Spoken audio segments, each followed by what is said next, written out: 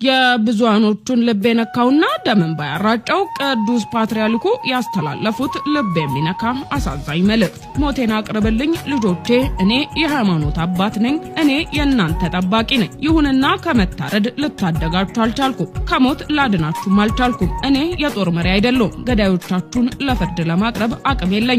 በእጄ ሽጉጥ ሳይሆን መስቀል ነው የሚይዘው። ልጆቼ፣ እንባዬን እያፈሰስኩ ስለእናንተ ስቃይ አምላካችንን በጸሎት እየጠየቅኩ ነው። መንግስትንም ዘውትር እየተማጸንኩም ነው። ዛሬ ሆድ ብሶኛል። አልቅስ አልቅስ ልክ እንደ ሕፃን ልጅ ይለኛል። ልቤ በሐዘን ተኮራምቷል። እንባ በአይኔ ሞልቶ እንባ ብቻም ሆኖብኛል። ከዛሬ ነገ ይሻሻላል ብለን መንግስትን እንዲያስቆም ብንጠይቅም ምንም ለውጥ የለውም። ይልቅስ ልጆቼን አስጨረሱ። ሰላም ሰላም እያልኩ እናንተን ሳስተምር ስለ ሰላም እማውቁ ሰላም እነሷችሁ። ልጆቼ አትቀየሙኝ። ዝም ያልኳችሁ እንዳይመስላችሁ፣ ሁሌም ስለእናንተ እንዳለቀስኩኝ ነው። ጌታ ሆይ ፍረድ፣ በቁሜ የልጆቼን ስቃይ ከምታሳየኝም ሞቴን አቅርብልኝ ስል ፈጣሪን እማጸናለሁ ሲሉ በዚህ ሁኔታ ያሉበትን አሳዛኝ ወቅት በዝርዝር